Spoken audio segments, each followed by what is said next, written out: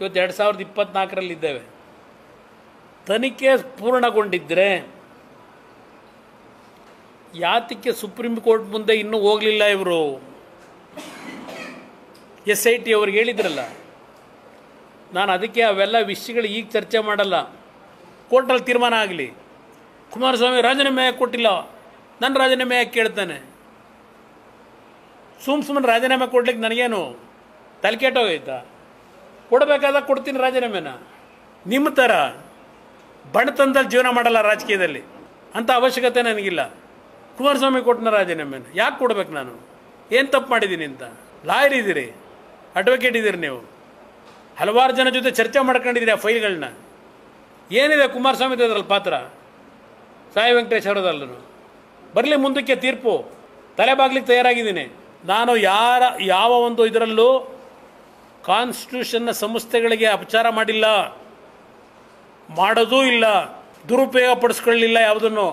ಆ ರೀತಿಯ ನನ್ನ ವೈಯಕ್ತಿಕವಾದಂಥ ರಕ್ಷಣೆಗೆ ನಾನೇನಾದರೂ ಈ ದೇಶದ ಬಾಬಾ ಸಾಹೇಬ್ ಅಂಬೇಡ್ಕರ್ ಅವರು ರಚನೆ ಮಾಡಿರ್ತಕ್ಕಂಥ ಸಂವಿಧಾನದ ಚೌಕಟ್ಟಲ್ಲಿರ್ತಕ್ಕಂಥ ಸಂಸ್ಥೆಗಳನ್ನು ನನ್ನ ತಪ್ಪುಗಳಿಗೆ ರಕ್ಷಣೆ ಪಡ್ಕೊಳ್ಳೋಕೆ ಹೋದಂಥ ದಿನ ರಾಜೀನಾಮೆಯನ್ನು ಗೌರವ ಕೊಟ್ಟು ರಾಜಕೀಯದಿಂದಲೇ ನಿವೃತ್ತಿ ಹೊಂದತಕ್ಕಂಥವನ್ನು ನಾನು ಸಿದ್ದರಾಮಯ್ಯನವರೇ ಇಷ್ಟೆಲ್ಲ ಕರ್ಮಕಾಂಡ ಮಾಡಿ ನೀವು ನನ್ನ ರಾಜೀನಾಮೆ ಕೇಳ್ತೀರಾ? ನನ್ನ ಜೀವನದಲ್ಲಿ ಯಾವನಾದರೂ ಒಬ್ಬ ಅಧಿಕಾರಿನ 2 ಬಾರಿ ಮುಖ್ಯಮಂತ್ರಿ ಇದ್ದೆ. ಇವತ್ತು ಹೇಳ್ತೇನೆ, ನಾನು ಏನಾದರೂ ನನ್ನ ಮೇಲೆ 150 ಕೋಟಿ ಹಗರಣ ಅಂದರು ಯಾವ ವ್ಯಕ್ತಿಗಳ ಮೇಲೂ ನಾನು ಅಧಿಕಾರಿಗಳನ್ನು ದುರುಪಯೋಗ ಪಡಿಸ್ಕೊಂಡು ಇಲ್ಲ ನನ್ನ ಬಗ್ಗೆ ಏನೋ ಕಾಮೆಂಟ್ಸ್ ಮಾಡ್ದ ಅವನೇನಾದರೂ ಮಾಡಿ ಬಲಿ ಹಾಕಬೇಕಲ್ಲ ಅಂತೇಳಿ ಈ ಕ್ಷಣದವರೆಗೂ ನನ್ನ ರಾಜಕೀಯವನ್ನು ದುರ್ಬಳಕೆ ಯಾರ ಮೇಲೂ ಮಾಡಿಲ್ಲ.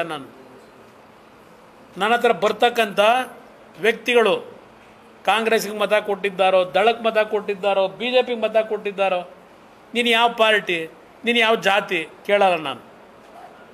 ಯಾರಾದರೂ ಬಂದಾಗ ನಿನ್ನ ಕಷ್ಟ ಏನಪ್ಪ ಅಂತ ಕೇಳ್ತೀನಿ, ನಿನಗೇನಾಗಬೇಕಪ್ಪ ಅಂತ ಕೇಳ್ತೀನಿ. ಅಷ್ಟೇ ನಾನು ನಡ್ಕೊಂಬಂದಿರೋದು. ನಾನು ನಿಮಗೆಲ್ಲ ನಾನು ಸರ್ಟಿಫಿಕೇಟ್ ನಿಮ್ಮಿಂದ ತಗೋಬೇಕಾಗಿಲ್ಲ. ನಾನು ರಾಜೀನಾಮೆ ಕೊಡಬೇಕಾಗಿ ಬಂದಾಗ ನಾನೇ ಕೊಡ್ತೀನಿ ರಾಜೀನಾಮೆನ. ಇವತ್ತು ಯಾವ ರಾಷ್ಟ್ರಪತಿಗಳಿಂದ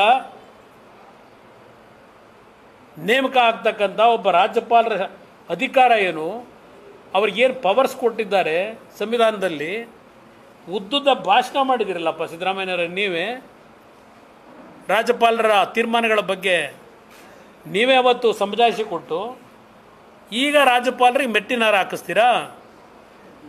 ಈಗ ರಾಜ್ಯಪಾಲರ ಪ್ರತಿಕೃತಿ ದಾನ ಮಾಡಿಸ್ತೀರಾ? ಇದಾ ನಿಮ್ಮ ಕಾಂಗ್ರೆಸ್ ಸರ್ಕಾರ ಸಂವಿಧಾನವನ್ನು ರಕ್ಷಣೆ ಮಾಡ್ತಕ್ಕಂಥದ್ದು ನಿಮ್ಮದು?